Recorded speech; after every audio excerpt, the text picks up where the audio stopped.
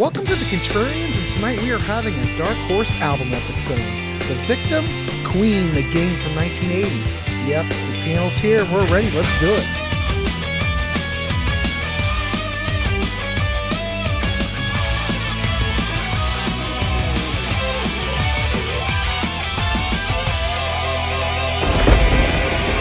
Welcome to the Contrarians, and tonight we have yet another Dark Horse album episode.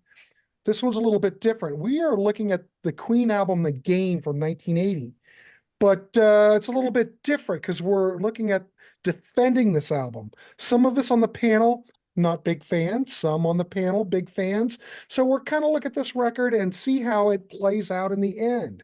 So everyone will go around, everyone will give their synopsis of the record, and what I want everybody after they present is to give me a rating out of 10, and we will compile it at the end, and we will determine if this is a Dark Horse album. I'm going to go Pontus, Todd Evans, Peter Jones, Martin, and Andee, and we're just going to go around. We need to keep this fairly cohesive because we need to do this in an hour, so I'll keep it moving. So Pontus, your thoughts on Queen the Game?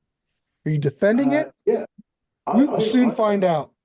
I rather, I think it's a fairly good record.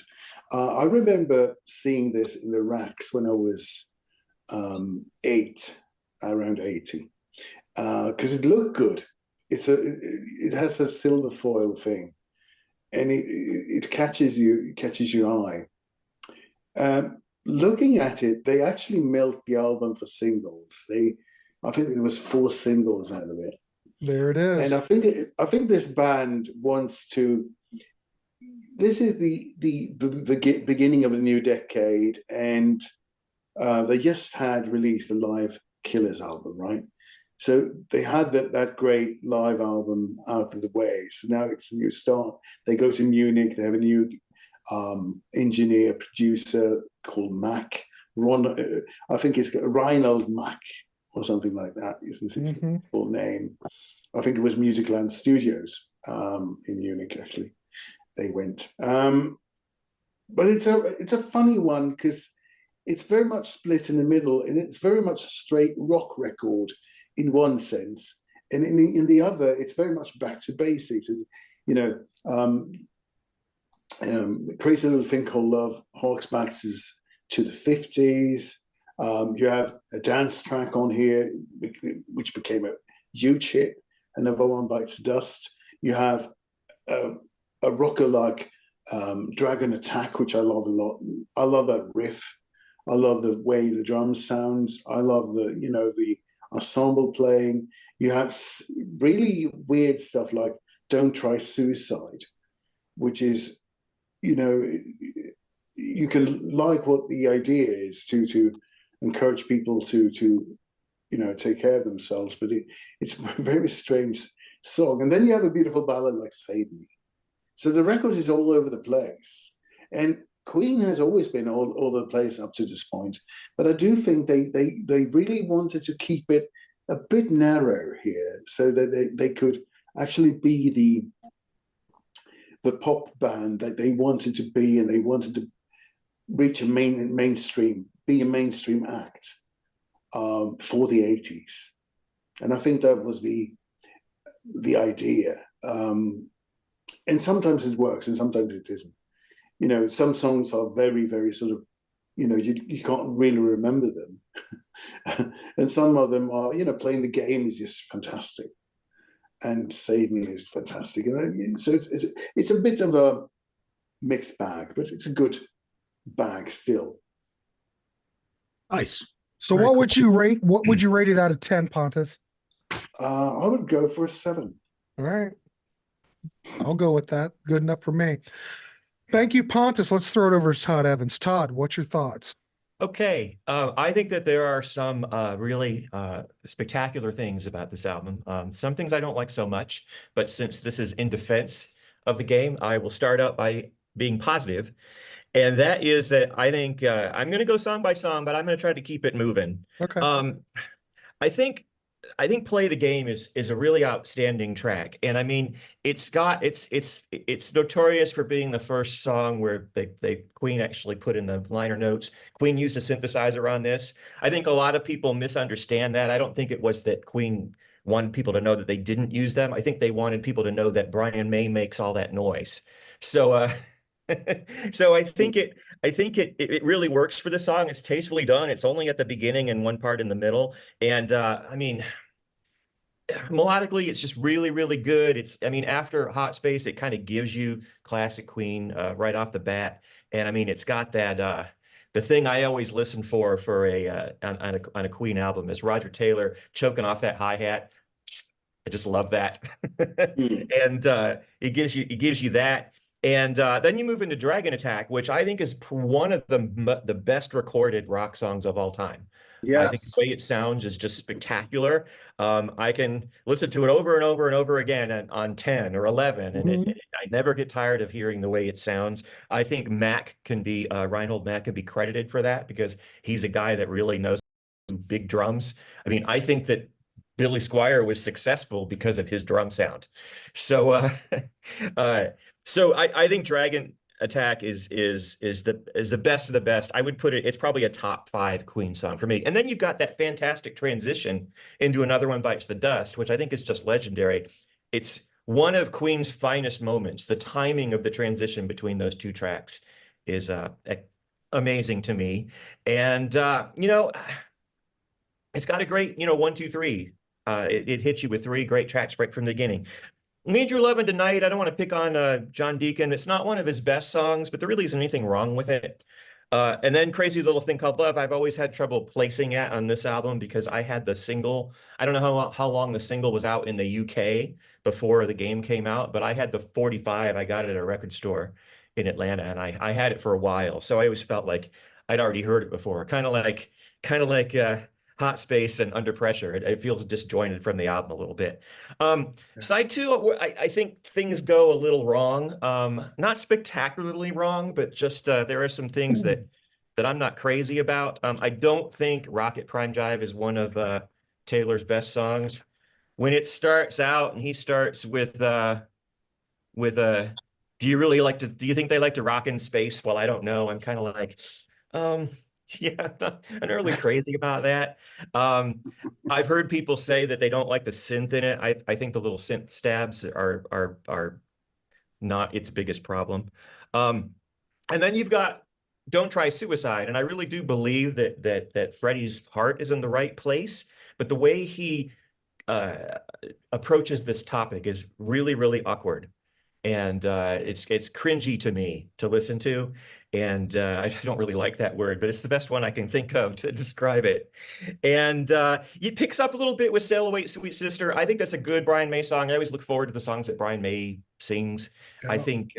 I think Las Palabras de Amor is better, but I do like Sail Away, Sweet Sister quite a bit. Coming Soon, I was on a different discussion about this album, and I think I described Coming Soon as being barely there.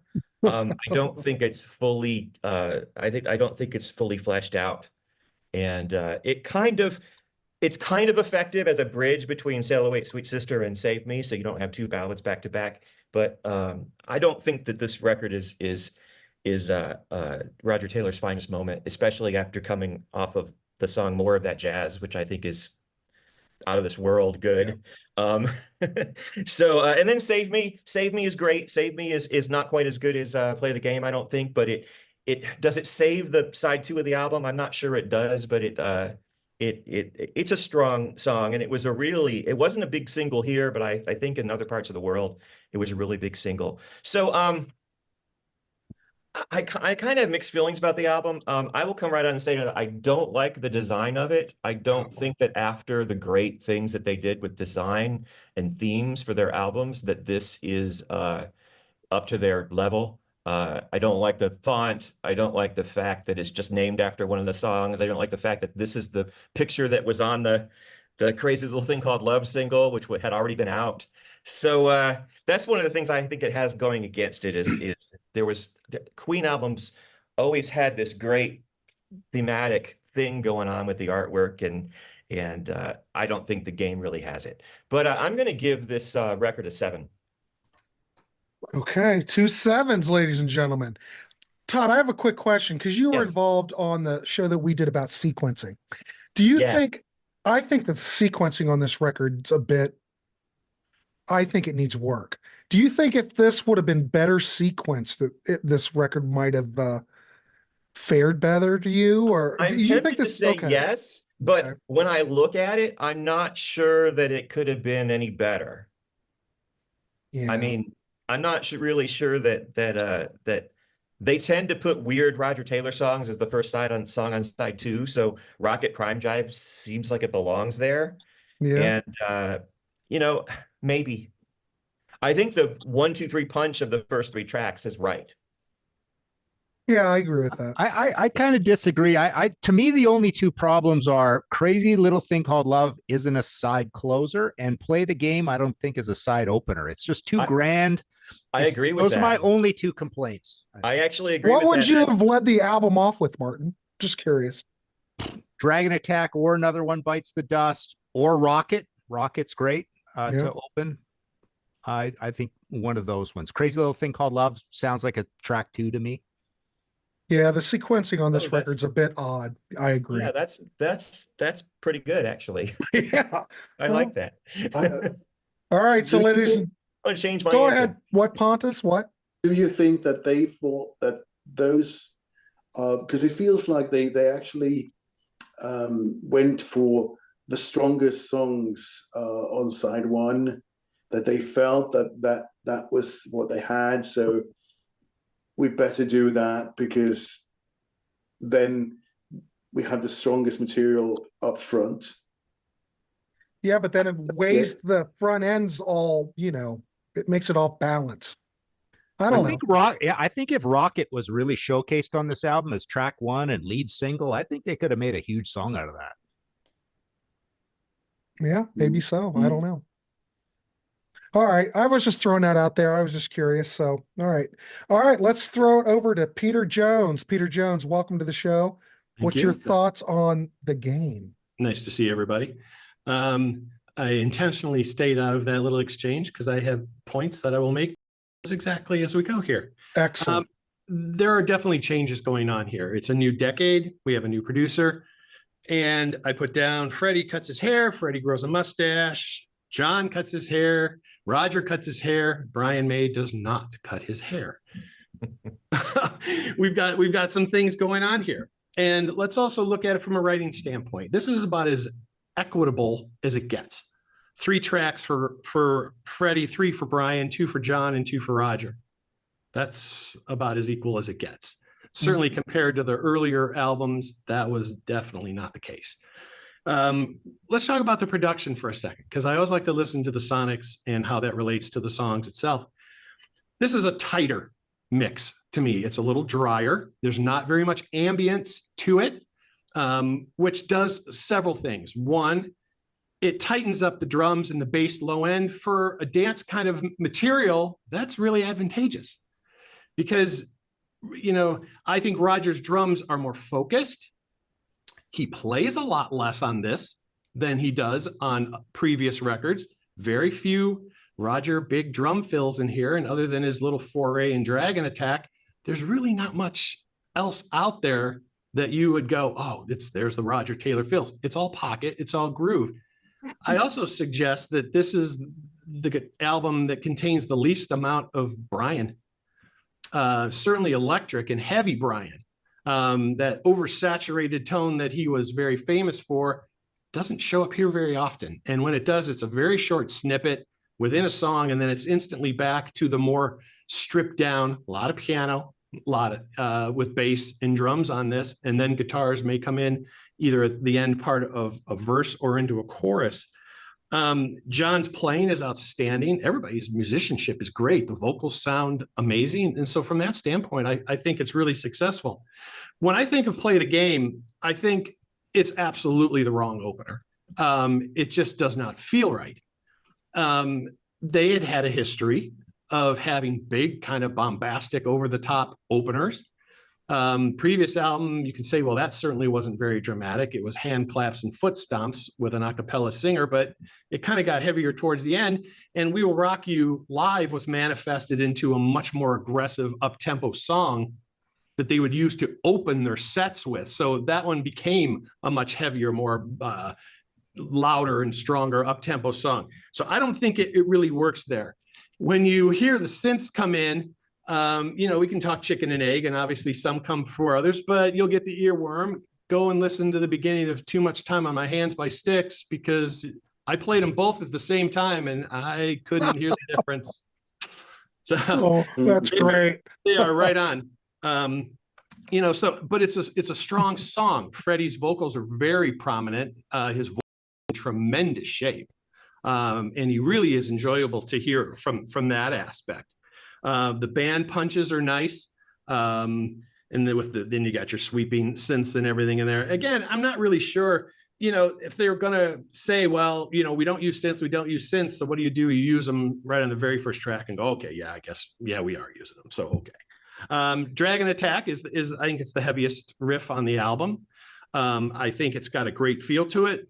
Freddie singing over the top of it is great. I love how it's broken down. This is where we get some of the best of Brian's riffing, and his counterpoint to what is going on there. I love when he's just fires off these short little snippets. You can just hear that great Brian May tone in there. I love the breakdown with the percussion, and once it comes back in, it's just got a driving feel, and I love how it just ends nice and very succinct and very tight. Another one, Bites the Dust. It's what it is. It's a dance tune. That's what it was. That's what it's designed to be. It's not going to have a lot of guitar. It's got its moments, but it's about feel. It's the perfect tempo for a dance tune. And this is the kind of thing that John was really into. John was a very R&B kind of player. And the stories that I've read is that he spent some time with, with Chic. And, that they had influenced one another. And he kind of felt that Good Times was something that was in his DNA, and kind of translated that over to Another One Bites the Dust. And it's huge for what it is. Is it one of their more complex songs? No. Is it one of my favorites? Probably not. Certainly was effective, and did exactly what it was designed to do as it was written. So from that standpoint, it was perfect. We get to John, who does another track. So from the normally very silent Mr. Deacon, we get two tracks in a row here. I think Need Your Lovin' is just a back to basics, straightforward kind of rock song.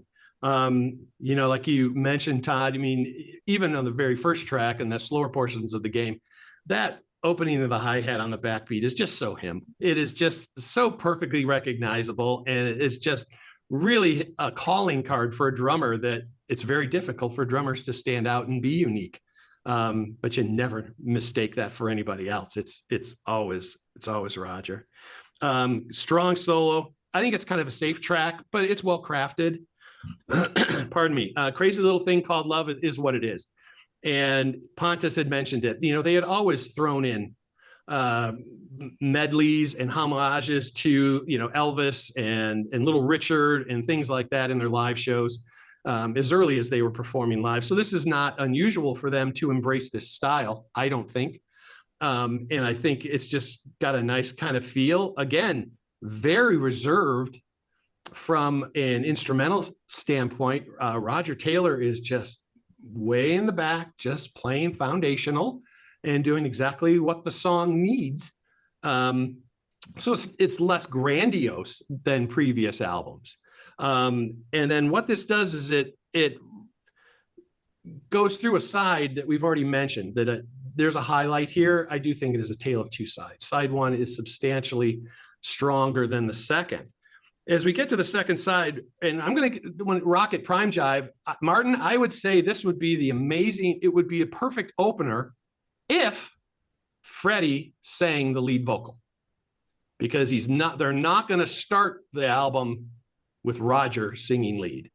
Had Freddie done the intro and then carried the the melody all the way through, I think that could have been an outstanding opener. I love the almost kind of gospel intro, and then it just does kick up. I do think that the keyboard dust that is spread throughout there instantly dates this, at least to my ears. And I do love everything that Roger does. I think his voice is outstanding. And I think his vocal performance on this is just spot on. It's fun. It's forward. It's probably one of the most propulsive songs that they're doing on here. And I love that. Is it a Queen classic? Yeah, you decide on your own. Don't Try Suicide. If the intro sounds familiar, again, I'm going to give you another one. Listen to the very short instrumental section as it starts before the vocals come in, and trying not to sing "Giant Steps Are What You Take Walking on the Moon," because it's right there. And I think Todd was right. It's hard to have a vocal that is saying one thing where it's almost like, oh, don't try suicide, with jazz hands behind it. And you're like, wait a sec, there's a mixed message here. They're not really lining up. You don't do a song about, suicide in major keys and that kind of thing. It just doesn't feel right. It's like Jaws with a cartoon theme instead of the main theme. It just kind of doesn't work right. Yeah. But they've always done songs like this throughout their career. Bring back Leroy Brown. You can go on and on and on, where they've had, I don't call it novelty because I don't want to dismiss it down to that level, but they've always done songs like this. Sail Away Sweet Sister, it's a nice vocal from Brian, and I love when Freddie joins him on the chorus. It's a good lead section. It's a good song, not a great song. So I'm really not going to dwell on that. We get to Coming Soon, Roger's second contribution on it. This was originally started during the jazz sessions. And maybe there's a reason why it was left back there. Maybe I don't know what extra material they had. It's not awful, but it's because it's not great. So, it's kind of, I hate using the word filler because whatever's there is there. And then we get to Save Me. And I think this one's really interesting because it really does kind of put your ear back to what you think is the more prominent kind of Queen style. It's very big, it's very thick. And I do think it's very, very interesting here that if most people who had just heard the track would have really believed that Freddie was the one who composed this, but he didn't. It was Brian. And I find that to be fascinating because we talk about other bands who write for other singers. Obviously, we talk about God of Thunder, and everybody who doesn't know would think, obviously, Gene wrote it. Well, no, Gene didn't write God of Thunder. But this has Freddie-isms all over it. And Brian nailed it. And I think it's a great way it's a super closing track. I think it really holds firm, and it does kind of save it at the end. And as I said, this is a tale of two sides. The success of the dance tracks, and I think this album's success is inexplicably linked to the success of the singles. Two huge number ones, and this album went to number one as the only number one in the US, and it was all downhill after this. And it didn't take long. And John Deacon's influence carries on past this record. And I've read quotes from both John and Brian where they said, well, maybe we kind of let it go too far.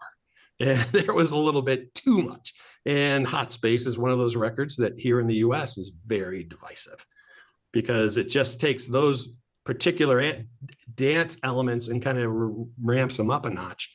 And those didn't particularly sit well with the people who were used to the thicker, more operatic kind of grandiose Queen style. So, it's not a bad album. There's really good moments on it. I'm going to give it a 7.5 out of 10. Nice. All right. Excellent. Cool. Excellent, Peter Jones. Awesome. Martin, let's throw it over to you. What's your thoughts on this record? Well, first thing I want to say, I've always said up and down, left and right, that there are two catalogs where they are absolutely godly genius. I feel like literally you could talk about bands being genius. And I've always said it was Queen in the 70s and Priest in the 70s. I explained it in my Queen book, still available, martinpopoff.com. A little more show and tell. We've got the sheet music for Another One Bites the Dust, and the sheet music for Crazy Little Thing Called Love. So I feel like this band, I've said it many times, but I just feel like Priest, so complete geniuses, the greatest run of albums objectively, forget about subjectively, but objectively just pure genius up to the 70s. You get to the game and they are turning in their version of a British Steel for two slightly different reasons. I think British Steel is where a lot of people will say that Priest discovered really great songwriting on a consistent basis. But the way I think they're similar is not that. I don't think his songwriting is particularly better here or worse later, or, better on the early stuff. It's about the same level. I think what happens here is both bands become mortals. There's nothing immortal anymore. Like the incredible creativity of Let Me Entertain You and Dead on Time and more of that jazz and Mustafa and Bicycle Race gone. It's all gone, sort of thing. But I still quite like the album. I consider number one, I think this is the greatest production Mac has ever done. Although I think the drum sound is amazing, but I think it's still better on jazz. But yeah, that Mac, this is the greatest Mac. It's better than Hot Space. It's better than Billy Squire. Let's not even talk about Dehumanizer. So this is a tale of not two sides for me, but clumps. So I think Dragon Attack to me is like the heavier version of Another One Bites the Dust, and both of them are a synthesis of Fun It from jazz. To me, they're just very much like Fun It. Dragon Attack is the heaviest thing on it, and it's not even that heavy. So this album was always a huge disappointment to us as young metalhead sort of thing. So just to go through the side quickly. Okay, I'm going to group these things together. Play the Game, Sail Away, Sweet Sister, and Save Me are the big swell. I think that's the trunk of the great stuff on here. They remind me of a melange of It's Late and Somebody to Love. It's that kind of Queen. The big ballads that have still a lot of Brian May in them and big drums and everything. Lots going on. So that to me, those three are a trio. Like I say, Dragon Attack goes with Another One Bites the Dust. Another One Bites the Dust is dead to me. I hate it. I hate Crazy Little Thing Called Love. I've always hated them both. I don't want them on this record. I don't think they particularly do this again or get better at it or worse. There's nothing previous that's particularly like this. I just don't like either of them on this album. Don't like Need Your Lovin' Tonight very much either. The other pairing, so most of side one, I mean, I'm kind of on board with Dragon Attack. I really think Play the Game is great. The rest of it, don't care.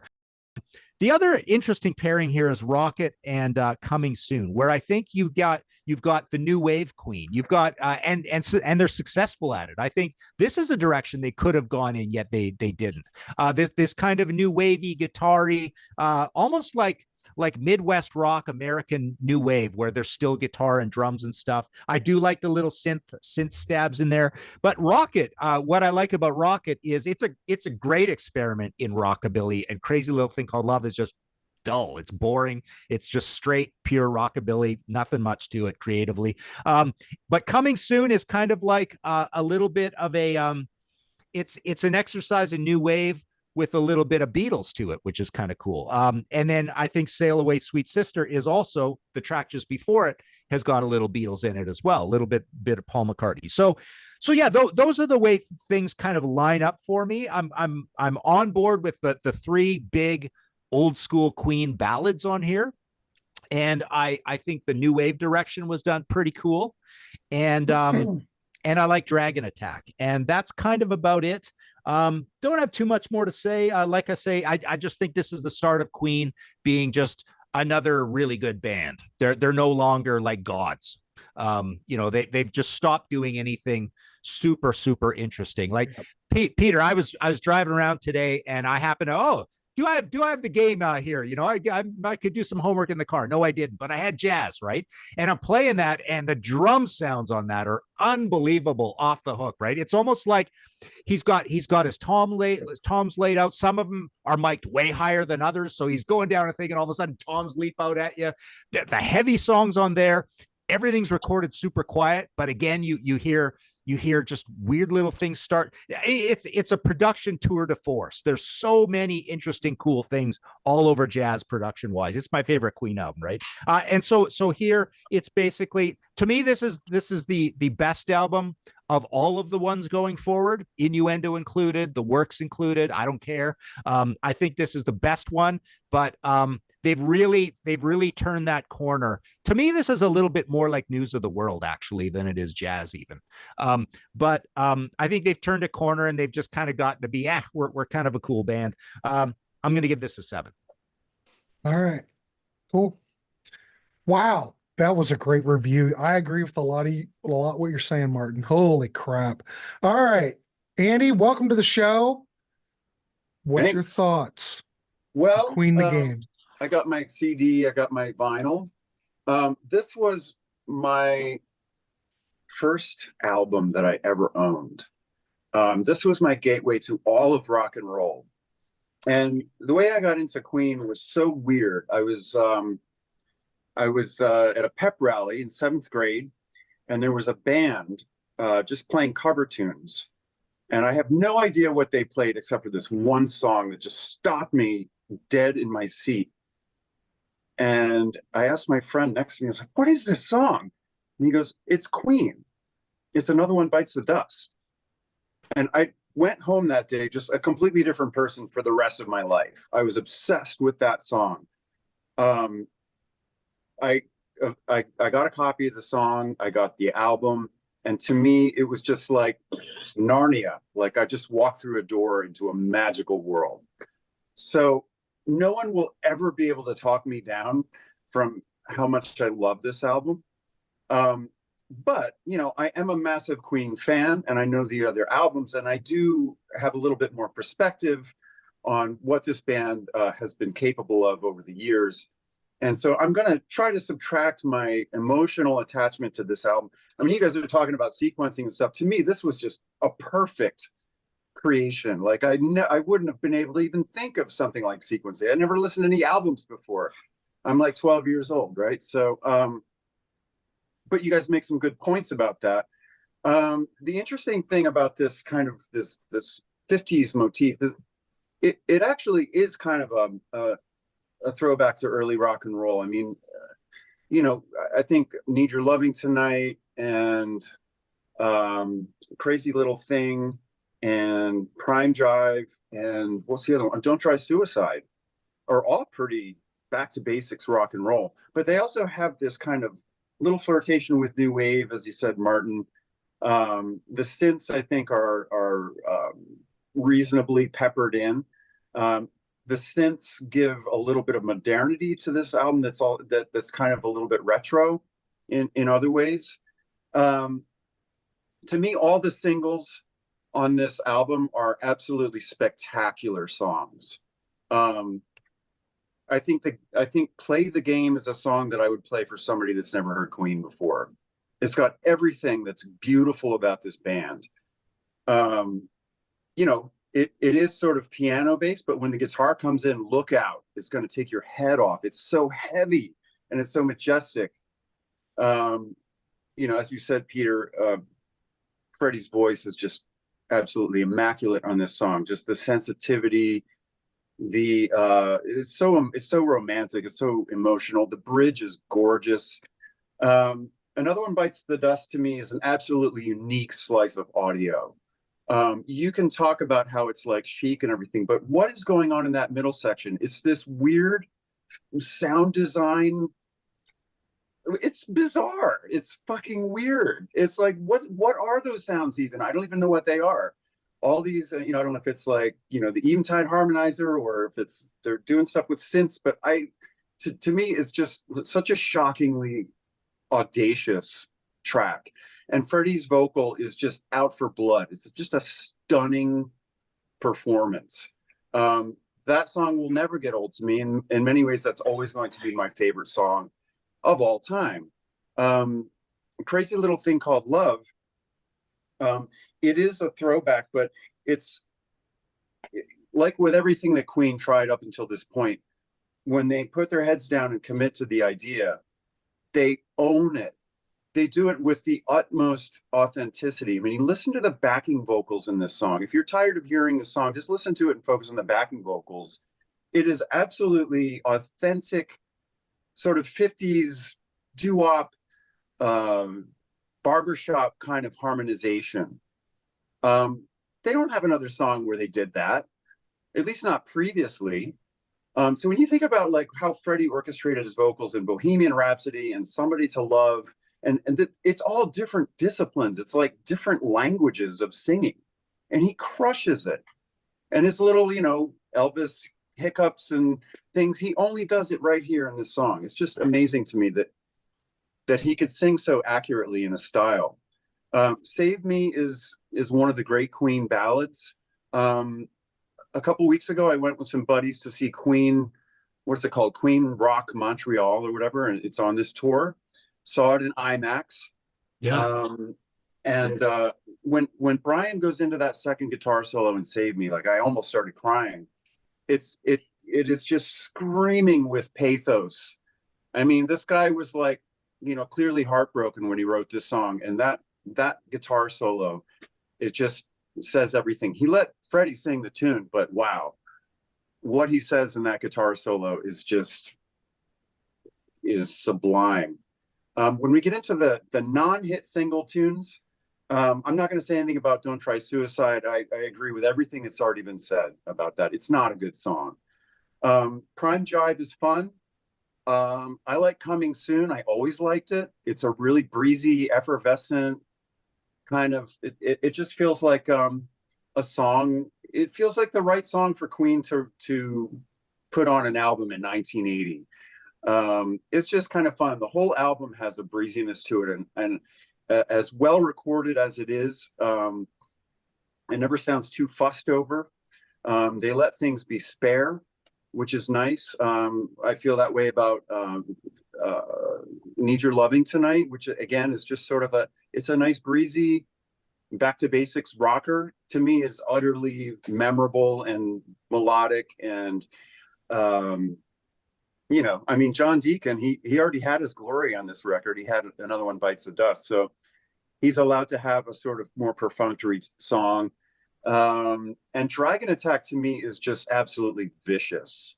Like, this song is so filthy and funky. Again, it's like the fact that this band, you know, had a song that was a massive hit on urban radio in the United States, and nobody even knew that they were white guys from England, is just testament to how thoroughly and convincingly they acquitted themselves to whatever they decided to do.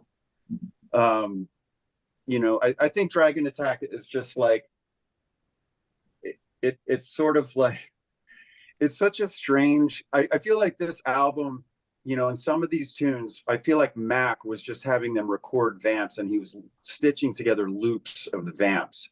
And a lot of what you hear in the end is stuff that was sort of subtracted out of the mix. So for instance, when you listen to Dragon Attack, when you hear the, you know, take me to the room where the red's all red, take me out, all that stuff where it's just drums and vocals, faintly in the background, you can hear the rest of the band playing through like headphone bleed or microphone bleed or something. So you could tell that in the mixing stage, they decided, let's pull the guitars out and the bass out. And it's just, to me, it's so arresting to listen to. When Brian comes in with that first guitar break, it takes your head off. It's so heavy. And, you know, the overdub drum solo is just like, to me, it's so baller, you know. It's just, I mean, these guys are just walking out on stage and saying, fuck everybody, we are the greatest. So to me, this album, it's very sentimental. But, you know, when I compare it to other Queen albums, I think there are others that are better. I would never like judge this against something like A Night at the Opera, because this is the album they had to make in 1980. They had already done all that. So to me, this is the perfect album for them to make in 1980. I think it's the last album of their Imperial era. Everything going forward is something is missing. The production on this is absolutely timeless. The synths don't bog it down for me at all. I like the production on this better than jazz. The drum sounds, I think, are better. The restraint is sort of what I love about it.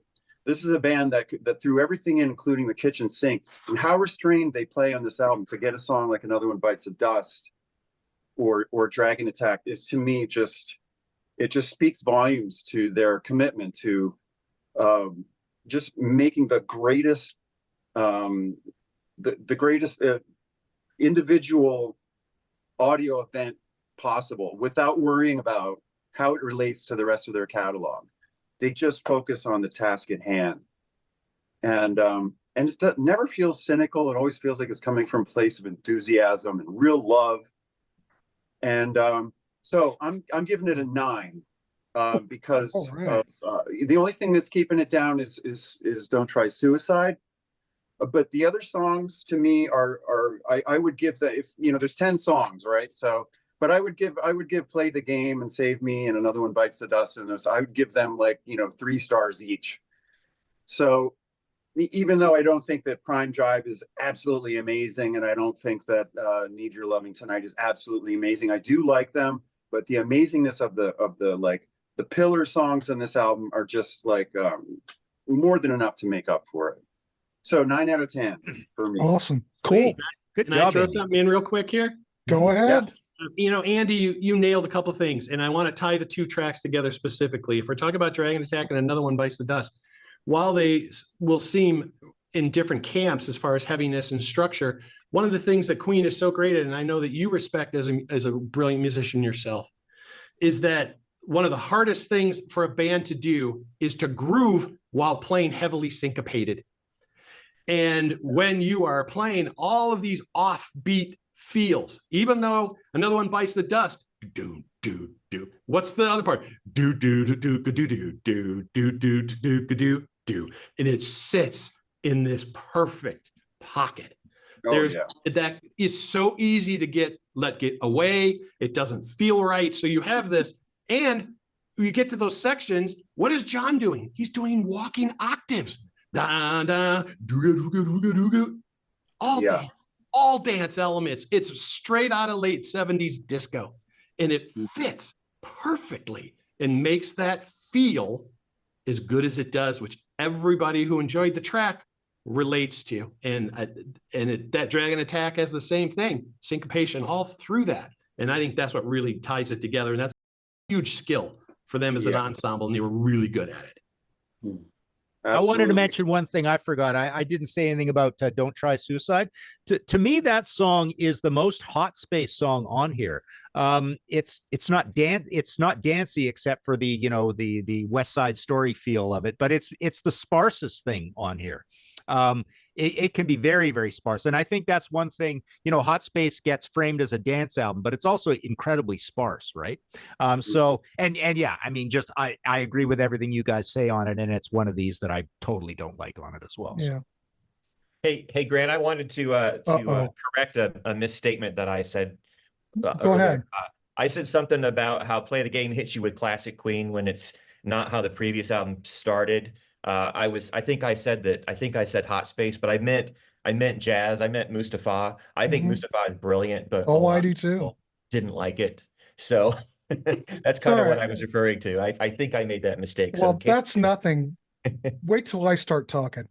So you've heard, I went on a rant about this record before. When I was a kid, we were all big Queen fans. We were always looking for the next record to come out. We thought jazz was brilliant. We thought Day at the Races were brilliant. Night at the Opera, loved them all. And they kept getting better. Now, there are some camps that go, oh no, the only 2 records are any good are Queen and Queen 1. I've got friends that that's all they like. Queen was always morphing, always changing. I get that. But through those records up to The Game, all those records never sounded forced. I thought the songwriting was always top-notch. You got great vocalizations between all the members. Everything was all distributed very well, and all the records had great sequencing, great artwork, great production. I think that I'm going to put Mike Stone in here as well, but Roy Thomas Baker was there Terry Brown as far as I'm concerned. And I'm throwing Mike Stone in there too, because the stuff that they self-produced, he was the engineer, but he was also the engineer on a lot of the Roy Thomas Baker stuff. So given that, once we got Mac in there, something has changed. I don't want to say that there's the soul left, but it kind of did. I like the way what Roy Thomas Baker did. I like what Mike Stone did. When we get to this, it just seems kind of forced to me. It doesn't seem like Queen is all there. This is where I've said it before. This is where the cracks started to form. They never recovered from this. Yeah, this was a big record. Yeah, it's got hit singles on it. It's commercial. But it also has crappy songwriting for the most part. I think the best songwriter on this record is Brian May. He is still going forward, sticking to his guns, and Save Me's great. Sail on Sweet Sister, incredible. Dragon Attack's great. But Play the Game, to me, when I hear it, you initially think, oh, it's Queen, but then it's like Queen trying to sound like Queen. I don't know what happened. I can't explain it. As we keep going down the road, Queen tries to be Queen even more than they did. They did Hot Space, and I will go on record. I've said it before. Hot Space is the last true Queen album, because they weren't trying to do anything. They were trying to just do what they wanted to do. They weren't trying to pretend to be Queen. Like when we get to the Works, that's them backpedaling, going, oh shit, we really screwed up. We have to be Queen. People want that. This is where it started, though. And Another One Bites the Dust, a great single. I'm like Martin. I don't really have much use for it. If it's on the radio, I'll listen to it, but it's crazy little thing called love. Same kind of thing. It's fine, but there's just something about it. It loses something. I don't know. Maybe it's just kind of wimpy. I don't know. I can't put my finger on it. But Rocket Prime Jive, I think you have a good point, Peter Jones. Maybe if Freddie sang that, might have been a better thing. But I do love Roger Taylor. I love his playing. I love his vocals. But Don't Try Suicide is crap. Coming Soon, crap. I don't know. The sequencing's messed up. I could eliminate a lot of tracks here and we'd end up with an EP. And this is the first album where I could do that. All the other albums, I couldn't eliminate anything. This album just doesn't seem like they're totally have their heart into it. I don't know why. I can't put my finger on it, but that's how I feel. This, I do agree with Martin. This is the best album of the 80s, or starting their next period. They've never achieved this good of a record after. Everything after just sounds like a parody to me. I know, don't burn a cross in my yard, don't burn my house down, but it's not. I'm with Martin. That 70s stuff is golden. There's magic to it. There's something about it. I can't explain it. I don't hear any magic here. And I think it probably has to do with when you come in. Like Andee, he thinks this album, he's giving it a 9. He came in on this record. This is what is burned into his brain. I came in much earlier with the great stuff. No offense, Andee. But I'm just saying, it probably depends upon where you come in. But see, I can do that. I can definitely when I do it, though. Did it work? Oh, I see. But anyway, I'm just saying. You see what I'm saying? But I think this is where the cracks started to form, and they never recovered. Big hit. Hot Space, not a big hit. That was commercial suicide, but they were still doing what they wanted. And I don't hear it as a parody. I might like Hot Space better than this record, to be quite honest. I've never said that before, but I appreciate what they were doing on Hot Space. So if I'm going to give this a rating, I'm going to give it a 5. I can't help it. I was disappointed in it when I was a kid. My buddies bought it. We all got the record. We looked at it. We heard it. We were all in the same room and we went, what the hell happened? And I haven't gotten over it. They've let me down since. And I love Queen. So I was let down. So anyway, there you go. There's the story. All right. Let's rank our numbers. Okay. We had a 7, a 7, a 7.5, another 7, a 9, and a 5. That gives us a 7.0. So that's not bad. I mean, seriously, you know, if we had Night at the Opera or Jazz, or I would rate those way higher because I think they're absolutely brilliant records. But this I'm not a big fan of. So there you go, ladies and gentlemen. We have a 7.0.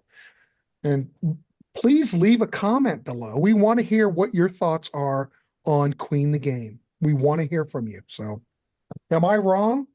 I probably am, but we all hear things differently. Does anybody else have anything to add before we wrap this one up? No, I think we covered it. All right, ladies and gentlemen, let's wrap it up. Hey, if you'd like to be on these panels, you could be on these panels too. And we have a Patreon that is very interactive. A lot of great stuff on there. You get to see the shows early on there. Please join. We'd love to have you. We'd love to hear from you too. We also have a Ko-fi. Buy us a cup or a pint. Love it. And we also like donations. Donations really make our day, makes us smile. Because we do this because we like to talk music, and we are really trying to turn you onto these artists. So please leave a comment, hang out, subscribe if you haven't. What's next on the channel? God only knows, but tune in. I can guarantee you there's more. So thanks, everybody. I appreciate all the panel, All right. and thanks, everybody, for Thanks, watching. guys. That was awesome. All right, guys.